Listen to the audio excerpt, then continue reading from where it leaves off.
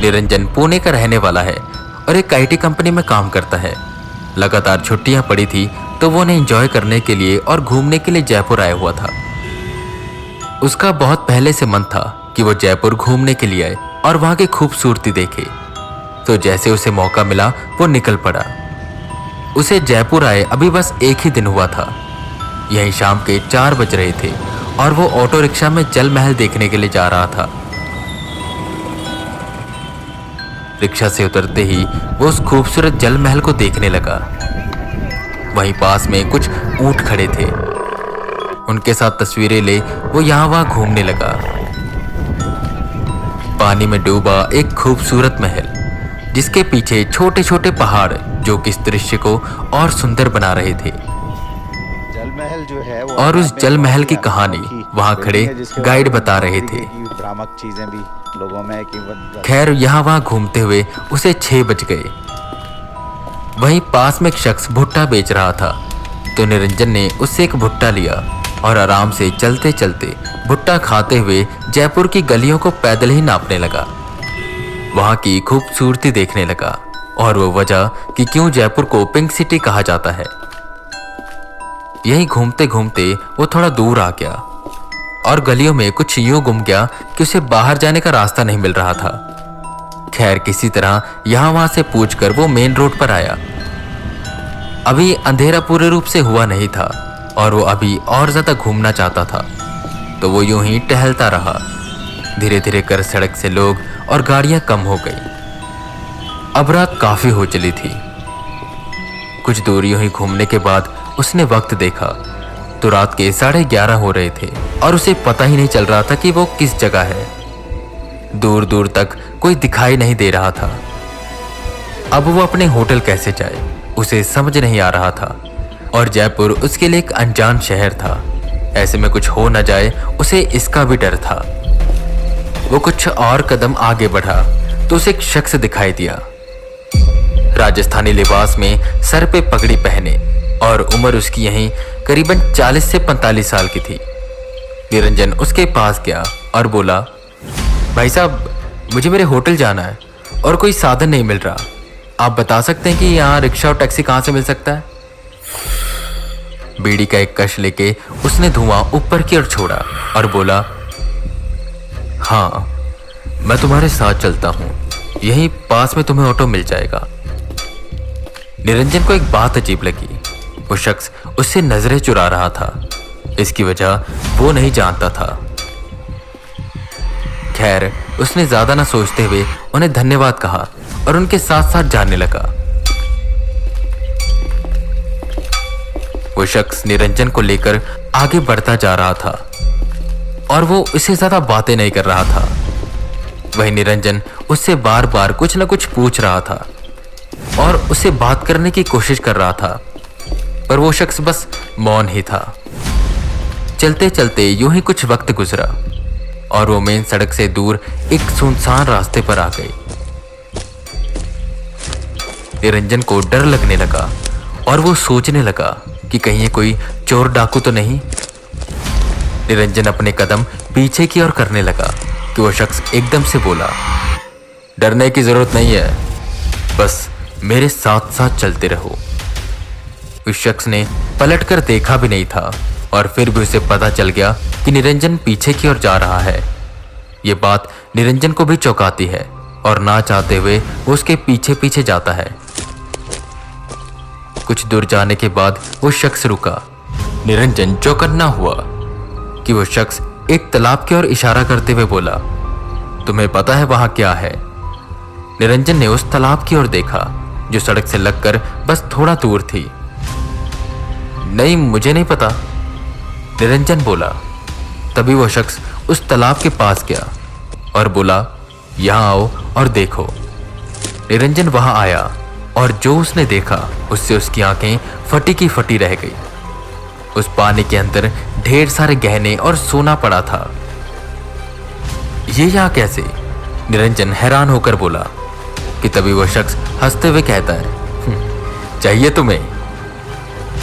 निरंजन एक पल तो चौंका। इतना सारा सोना, अगर ये मिल गया तो मेरी सारी जिंदगी मस्त हो जाएगी। नौकरी छोड़कर बस ऐश करूंगा और जो सर पर कर्जा है उसे भी उतार दूंगा। निरंजन मन ही मन सोच खुश हो रहा था, पर उसके मन में एक शंका सी आई और उसने पूछा, पर ये सोना है किसका और यहाँ क्या कर रहा है? उससे तुम्हें क्या लेना, अगर चाहिए हो तो बोलो, उस शख्स ने कहा। निरंजन बिना देर किए हुए बोला, अरे कोई बेवकूफ होगा जो ना बोलेगा। जिस पर वो शख्स अजीब तरह से मुस्कुराया और बोला, तो ऐसा करो, तुम अंदर जाओ और ये सोना मुझे पकड़ाओ, बाद में आधा आधा कर लेंगे। जिस पर बिना कुछ सोचे समझे निरंजन ने अपनी पैंट ऊपर करी और पानी में घुस गया। जब निरंजन ने तालाब के बाहर से देखा था तो उसे वो सोना बिल्कुल आगे ही दिखाई दे रहा था, पर पानी के अंदर जाते ही वो सोना थोड़ी दूर नजर आने लगा। खैर, वो आगे बढ़ने लगा, पर जैसे जैसे वो आगे बढ़ता सोना और दूर होता जाता।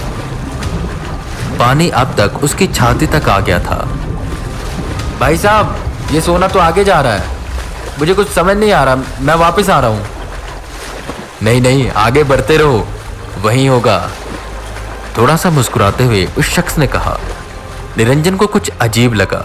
उसने पलट कर देखा तो वह शख्स एकटक उसकी ओर देखते हुए मुस्कुरा रहा था। हालांकि अंधेरा काफी था, पर बगल में लगी स्ट्रीट लाइट से वो उसका चेहरा देख पा रहा था। उसके चेहरे पर एक अजीब सी मुस्कान थी और अब जाकर निरंजन ने उसकी आंखों में आंखें डाली थी। उस शख्स की पलकें बार बार ऊपर नीचे हो रही थी और उसकी पुतलियां स्थिर नहीं थी, वो बस इधर उधर हिलती जा रही थी, मानो ऐसा जैसे वो उसकी आंखों में आंखें डालकर देखना ही ना चाहता हो। ये जो भी था बहुत डरावना था। नीरज को कुछ गड़बड़ लगने लगी। उसने अपने आंखों पे लगी लालच की पट्टी को उतारा और बाहर की ओर जाने लगा। पर जैसे जैसे वो बाहर जाने लगा उसका पैर पानी में धंसने लगा, मानो ऐसे जैसे उसका पैर पकड़कर कोई खींच रहा हो। वो आगे नहीं बढ़ पा रहा था। किसी न किसी तरह जोर लगाते हुए वो बस अपने कदम उठाता, पर फिर ऐसा लगता कि जैसे कोई खींच रहा हो। वो जितना ज्यादा जोर लगाता उतना ही पानी के अंदर जाता। उसे कुछ भी समझ नहीं आ रहा था और वो बहुत घबरा रहा था। और वहीं वो खड़ा शख्स जोर जोर से हंस रहा था, मानो ऐसे जैसे उसकी मौत का वो तमाशा देख रहा हो। जब पानी निरंजन के गले तक आ गया तो उसने मदद की गुहार लगाई और चिल्लाना शुरू किया, बचाओ मुझे, बचाओ, मैं पानी के अंदर डूब रहा हूं, कोई है यहाँ, बचाओ मुझे। थोड़ी देर बाद कुछ लोगों की आवाजें आई। वो शख्स वहां से भाग गया। लोगों ने निरंजन को देखा और उसकी मदद करी, उसकी ओर रस्सी फेंकी, उसे बाहर निकाला और उस पर चिल्लाने लगे, तुम तालाब के अंदर क्या कर रहे थे यार?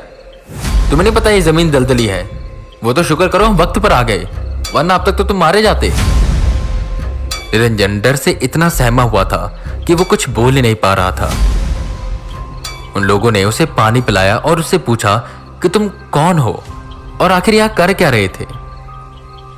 तो जो जो निरंजन के साथ हुआ था वो उन्हें सब बताने लगा। उस शख्स का मिलना, तालाब में सोना दिखना और उस शख्स का हुलिया। निरंजन की सारी बात सुनकर वो सब लोग आपस में बातें करने लगे और उनमें से एक शख्स आगे आया और निरंजन से बोला, चलो भगवान का शुक्र है कि तुम बच गए, और अब जो मैं तुम्हें बताने वाला हूं ना, उससे डरना मत। वो जो शख्स तुम्हें मिला था ना, वो कोई इंसान नहीं था, बल्कि वो एक छलावा था। क्या छलावा? निरंजन हैरान हुआ। यूं तो उसने छलावा की काफी कहानियां सुनी हुई थी, पर उसे लगता था कि बस ये कहानियां हैं। पर जब आज उसने अपनी आंखों से देखा तो उसे यकीन हुआ कि छलावा सच में होते हैं। खैर, उसने भगवान का और उन लोगों का शुक्रिया अदा किया।